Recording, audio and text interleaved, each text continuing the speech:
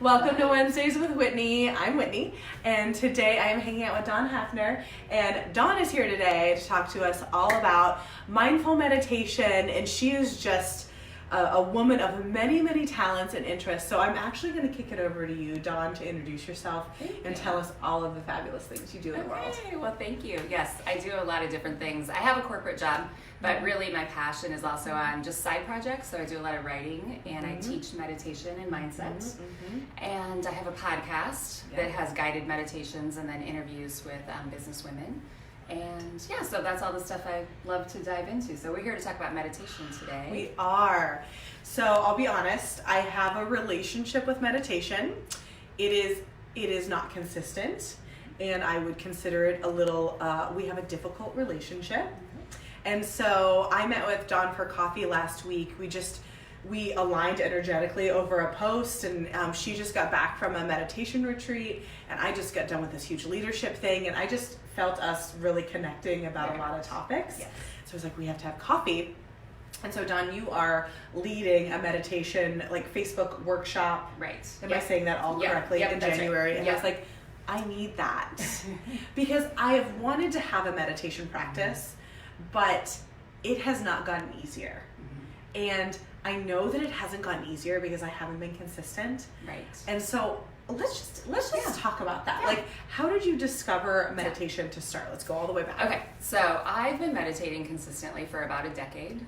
And beautiful. So it's been going on for quite a while. So I can attest to the fact. I always tell people I'm really into health and fitness, and most people know that about me, and I would put meditation above going to the gym and eating right. It's that big of a life changer for me. Was huge. What's mind fitness? Yes. And if you can maintain your mind fitness, it makes maintaining all the other fitness. You can do the rest. Yes. Okay. Yeah. It comes so much easier once you understand how your mind is working. So I got into it I was with a big accounting firm, and they had an executive leadership program. I got assigned a coach. He happened to be a huge proponent of meditation. His name was Milton, and I loved him. I know, I would tell that story. I always had to say his name. So Milton would always call me out and say, how's your meditation practice going? And I was like, oh, Milton, I don't have time for that. Yeah. And then he just kept on me and kept on me. So it took about a year and a half for me to establish a practice. Yeah. So I'm working on that timeline. Yep. So we're going to speed it up, though. We are going to speed it up. We're going to speed it up in January. So I went to a meditation retreat that was about 6 days out in California in November, and it was just a really profound experience. And I felt like, although I've been bringing this to the world, I wanted to do something else. And so I felt called to lead a group in January. So we're going to it's a meditation group where we're going to have daily accountability in a Facebook group. You can commit to how long you want to meditate. It doesn't have to be a long period of time. You could start with just 5 minutes.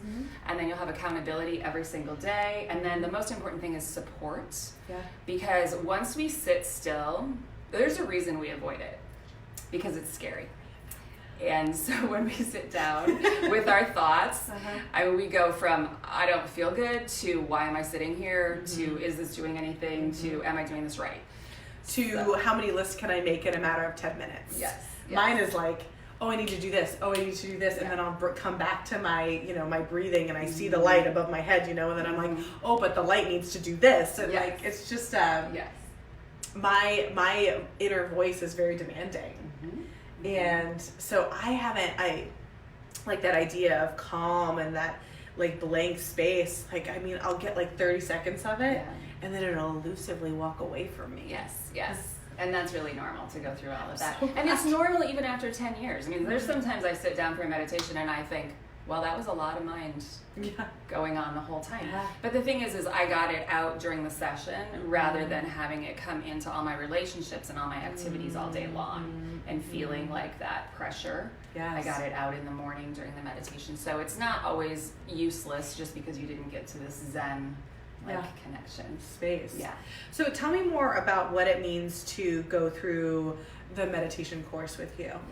So what we're going to do is have a private Facebook group and then make a commitment to each other for how long we're going to meditate every day. We'll have daily accountability. We'll have 4 to 5 coaching calls on Zoom as a group where I'll coach you through, what's coming up. Well, I have a lot of anxiety coming up. or I can't seem to sit still, or I, can't seem to go longer than 5 minutes, or it's causing me to sleep better at night or not good at night, or there's all kinds of things that can come up.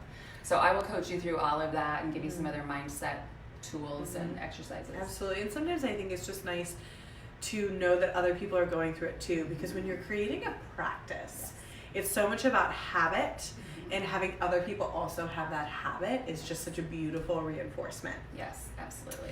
So where have you seen meditation shift the rest of your life? Everywhere. Like literally everywhere. I will say the people that I have worked with over the years that will come and tell me, I can tell this is working, what they usually tell me is something went really bad at work or in their family, and then they're like, but I'm handling it so much different. If this would have happened to me 6 months ago, I would have freaked out, I would have been falling apart, and somehow I feel okay. And they're like, that's my first trick, that I know something has happened to me that has shifted my ability to handle difficult things. I think what I notice about people who have a strong meditation practice is that they also have a very strong sense of self, of self-trust, and trusting their mind. And that is being able to trust your mind in your decision making or follow. I think one of the things I notice when I'm sitting and meditating is I get a little bit more curious about why I'm thinking about it at that point. Like, what is it about this thought that is so important that it needs to be in this 10 minutes of my day? And what does that actually mean in my life?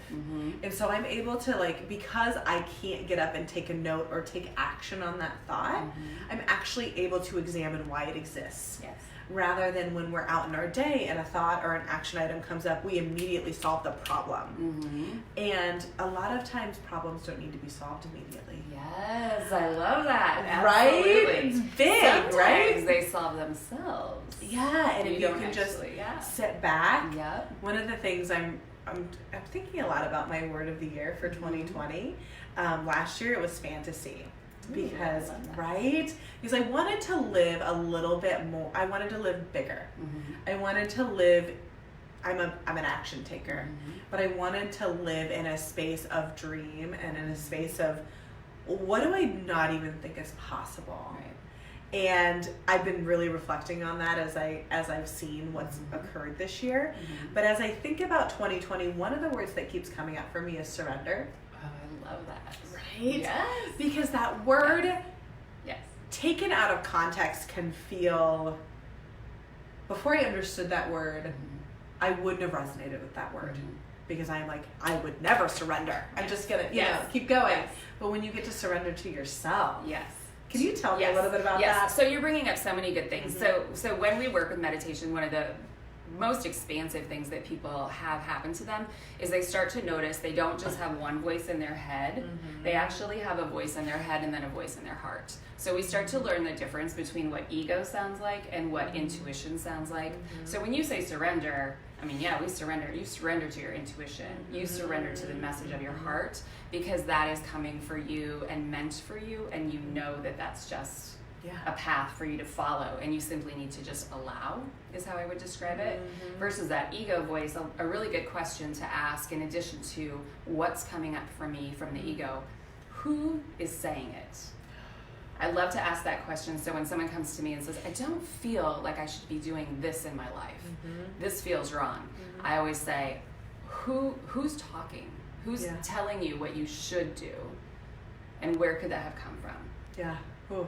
And that's a big question, because a lot of times our ego voice is so powerfully influenced by the biggest voices, the other biggest voices in our lives.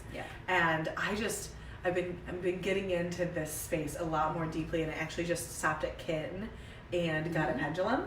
Oh, I love that. Right? I love that. And literally this morning I was doing so a pendulum, for those of you who are like, what's going on here?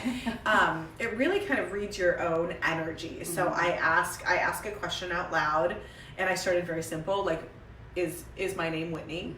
And then I saw how my energy swung the pendulum, and then I asked something that was false. And then I saw how it changed, like, and it was so consistent. Yeah, very much. Like, and I did it for like 5 minutes with tons of different questions, yes and no, you know, true and false questions. Yeah. And I was shocked. Yeah, your body speaks. I mean, we have, the thing is, we think we operate on our conscious brains. We don't. It's 5%.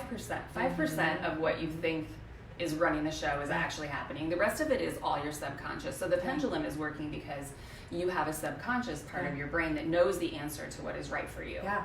And that I call that gut reaction. And I live in my gut. I work from my gut. That's a strength of mine. I was born there. And I'm obsessed with the Enneagram. So like my type is 8 and like they're a gut reaction type. But I find even with that strength, I frequently go against it because there's a lot of other voices. Yes. Because we've been trained to follow the path of schooling and then go to college and follow the rules and don't get in trouble and get good grades and yada yada yada. We've been taught to conform rather than go to school, work hard, get a good job, then everything in your life is going to work out perfectly. Oh my gosh, really? It can't be that linear.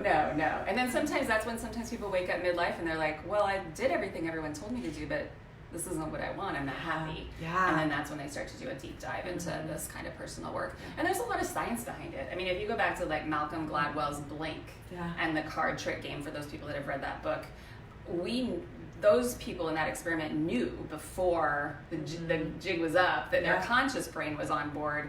They knew that something was up subconsciously. So it's all in there. We have a GPS. We just need to learn and train ourselves how to listen to it. So, and I think that's the true beauty of meditation is giving your intuition space. Yes, absolutely. So with that's actually a beautiful place to stop. Giving your intuition space. So if you are interested in creating a meditation practice, Dawn is going to be hosting a beautiful online course supportive group starting January 1. Yeah, absolutely. Right away. Right away. I know. It's like, so, you know, drink moderately the night before, friends, because we're getting going. And I cannot wait because this is something that I've really wanted in my life, and something that I'm working on in 2020 is asking for more support on my big goals. So this is getting more support on one of my big goals. So if you would like to join us, we'll put this in the comments so people can easily find it. We'll put the link in the comments. And it's going to be a beautiful community of people. It's going to be just exactly the right people will be attracted to this, and you guys will be so supported. It'll be amazing. I love it. Yay. I'm so excited to have you. Thank you for coming on today. Thanks for having me. Actually, next week, guys, I won't be here because it's Christmas. And then the next week is New Year's Day. And, you know, we're just going to take a break. And I'll be doing some posting and some reflecting and some blogging and things like that. So you will be able to find me, just not live here, because I am going to be on my pajamas on that couch, just, you know, diving into the new year. So bye, guys. See you in a couple weeks. Bye, everybody. Thanks.